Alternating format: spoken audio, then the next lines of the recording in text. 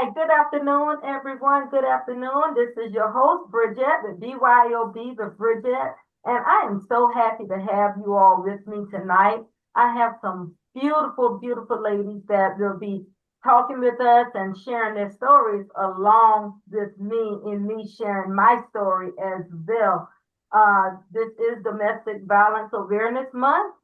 And in honoring domestic violence, we have a beautiful young lady that will be sharing her story along with a victim's advocate that will be sharing her story on just things that she have experienced and has seen through working with persons with domestic violence and also survivors of domestic violence because the stories are not great, of course, but it's always a rainbow, a pot of gold at the end of the rainbow, so to speak. And with domestic violence, you go through so much abuse until you don't imagine that there is, light at the end of that tunnel until you finally grow, you finally heal, and you move out of that victim category into the survivor category. And I am so proud to say that the ladies here tonight, we are all survivors of domestic violence. So we're gonna start our show.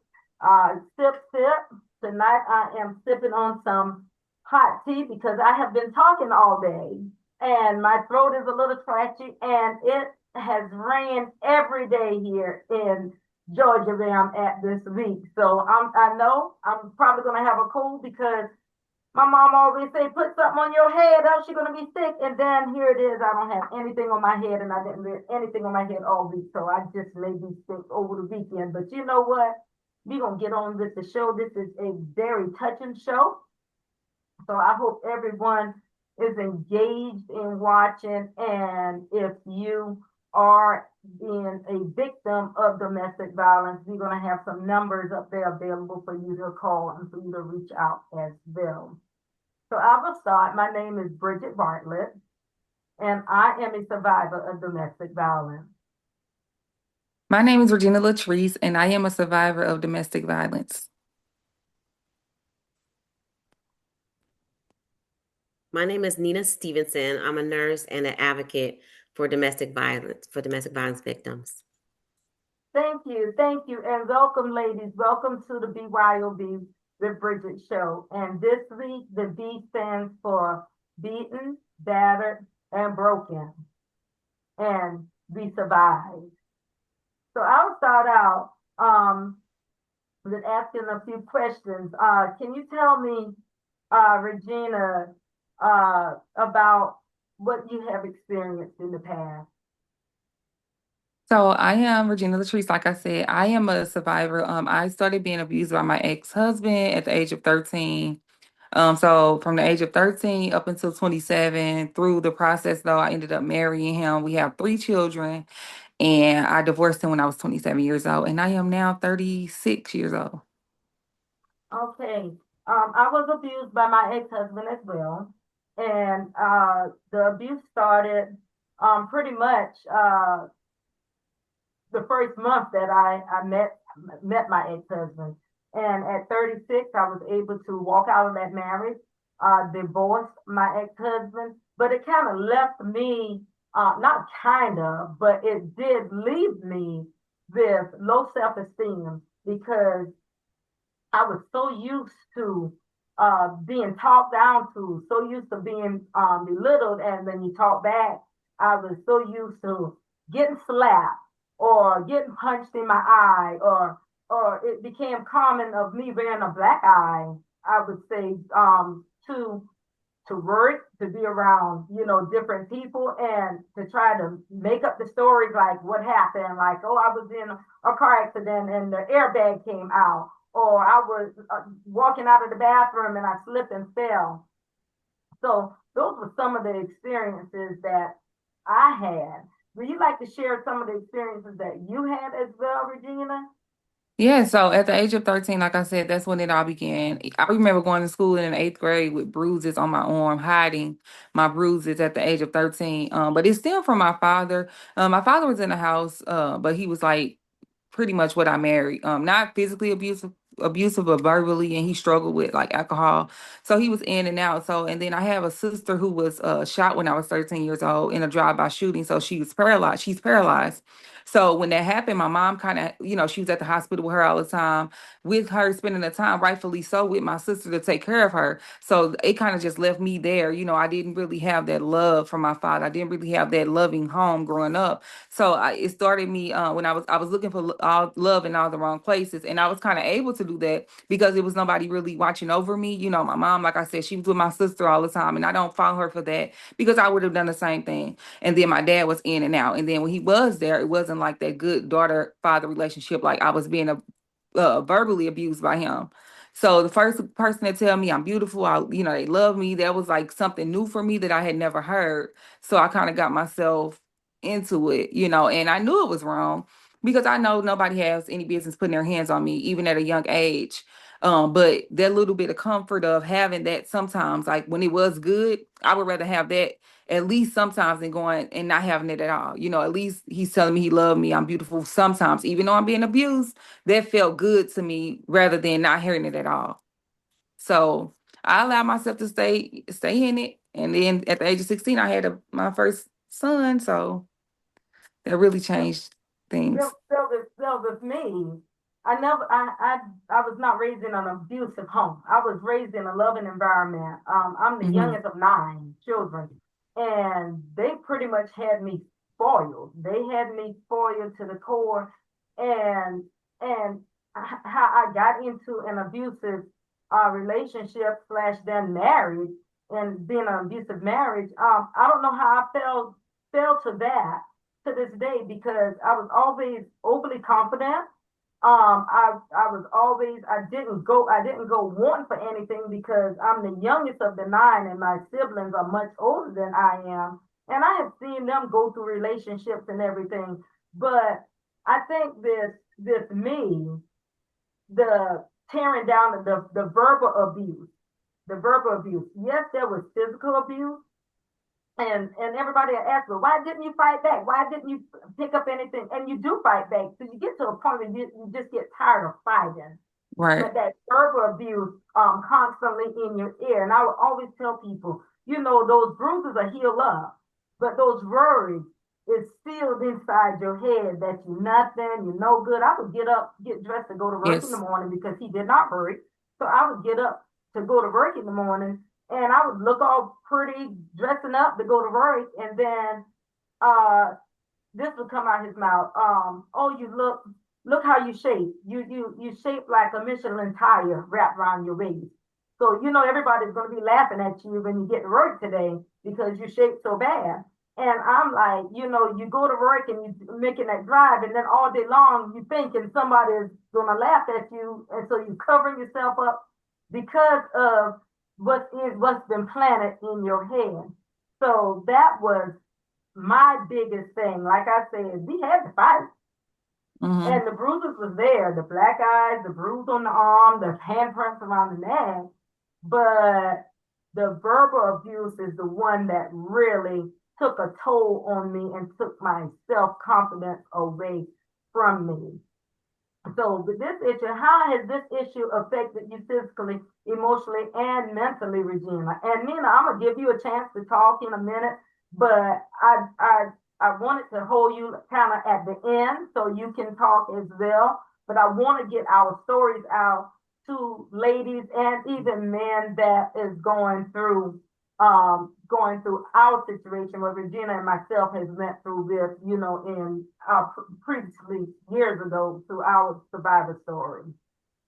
So how has your situation, Regina, affected you physically, emotionally, and mentally?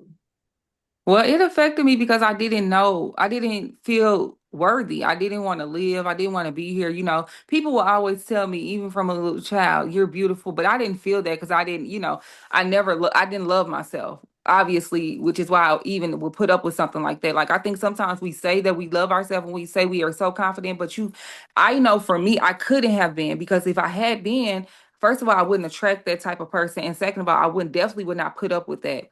So it did have a effect on me. Like I wanted to die. You know, if I didn't have my kids, I probably would have been successful with, you know, trying to commit suicide and things like that, because it hurts. Like you said, the words hurt so bad, and then you're around people and you just feel all you can think about, even if someone's talking good to you, all you thinking about is what this person has said, how they treated you, and you believe the lies because you don't have that. I didn't have that reinforcement outside of, you know, him, someone telling me, no, you're not this, you're not that, until I got older. You know, my family, of course, they did not agree with it. And I come from a great loving family. You know, it was 10 of us. Well, my mom had 7 kids and she adopted 3.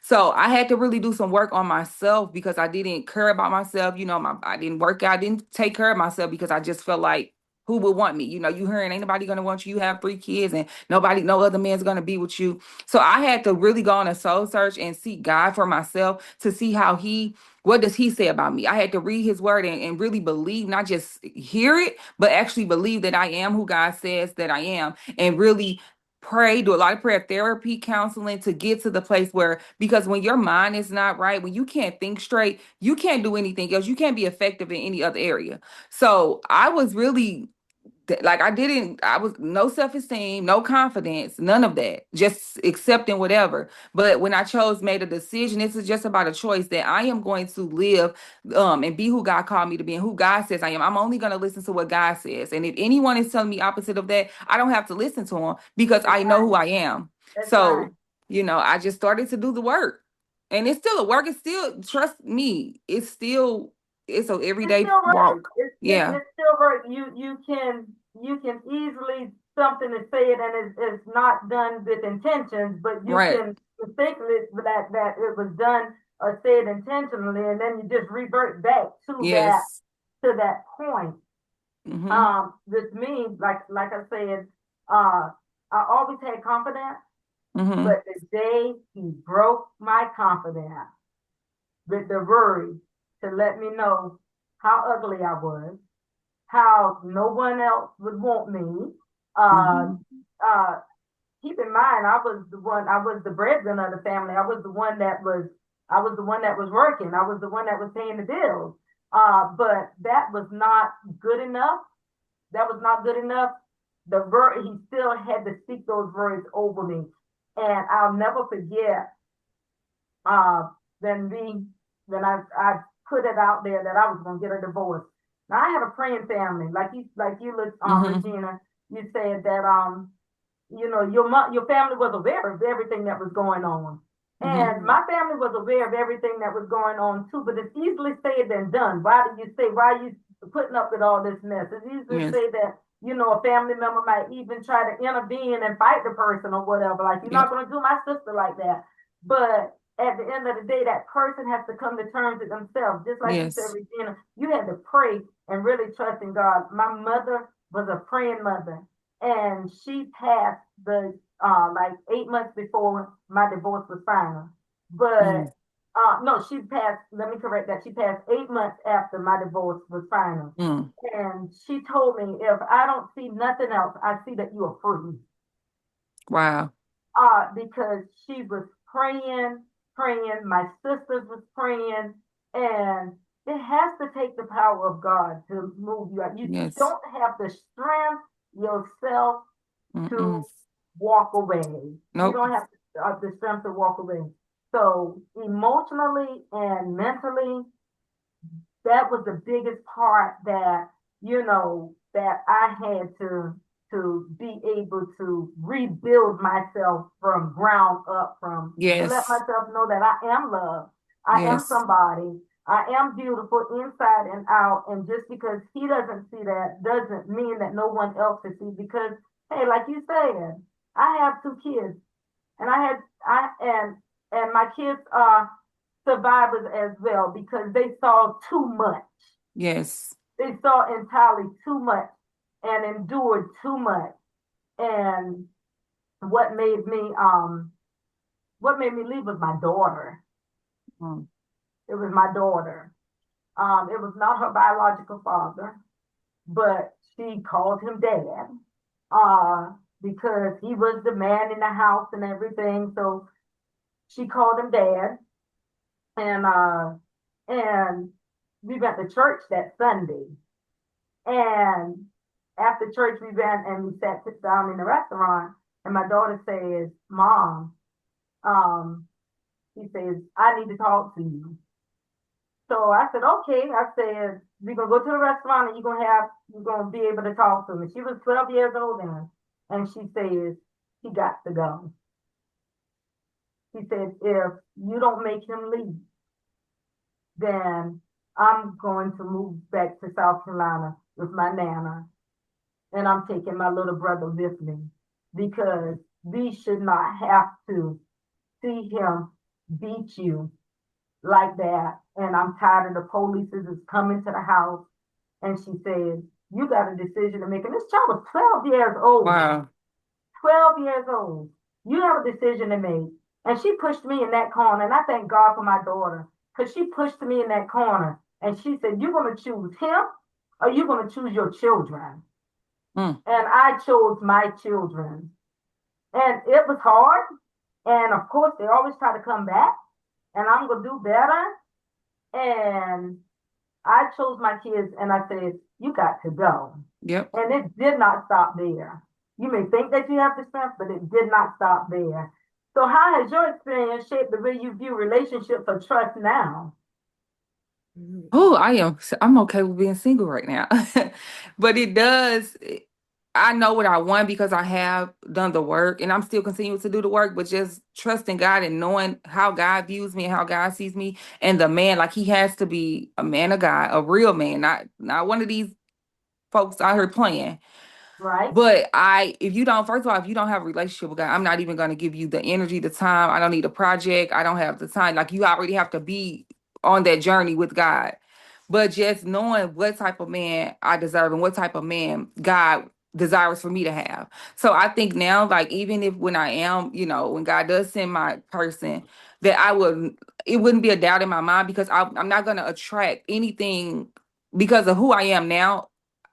Any guy just wouldn't come and even try with me because I'm not going to be attracted to that. Like I'm going to attract who I am now. So it just showed me like you don't have to be, it's okay to be alone for a while, for a season but don't choose the wrong one or just don't make sure that you're whole first, because if you're not, you're going to look for someone to fulfill the parts of you that you're refusing to be healed, the parts of you that you're refusing to get healing from. So if I am still dealing with childhood trauma from my father or my ex-husband, I'm going to look for a man to come in and fill the voids of me when I should be doing the work now, in the relay, so that when he does come, I'm already whole. Too whole. We'll both to be whole, and then he'll just complete me. Yes. Exactly. And you know what you want now. Yes. You know what you want, not just what you need. Like you said, you find being single. Yes. But you know what you want and you know all the red flags to look for. Because one thing about an Yep. abuser, they show their stripes really fast. They show their stripes Yep. and and it doesn't have to be physical stripes. I mean, physical abuse. You can just tell by they controlling conversation. And it's good to be single. I was single 10 years before I remarried. And Yes. I tell you, it took that entire 10 years, it took that entire 10 years uh Yep. to even heal from all the trauma that came along with it. And it was hard to trust. But just like you said earlier, even still now, as a survivor, someone can say something and it's harmless, and you revert right back into that. What I say, you revert right back into that defense mode. Yep. Like, I'm not going down that road anymore. So, Nina, Yes. would you like to share anything with us so far with what we were talking about? I just want to start to say I am so grateful. I send you both grace. Thank you guys for inviting me into this platform and sharing your story. It's truly amazing. You guys are warriors, domestic violence warriors, because you rise above it and you still continue to do well and just continue to move beyond. But from my approach as a nurse, I'm truly an advocate for my patients, my students, and even my family. At a young age, I did grow up.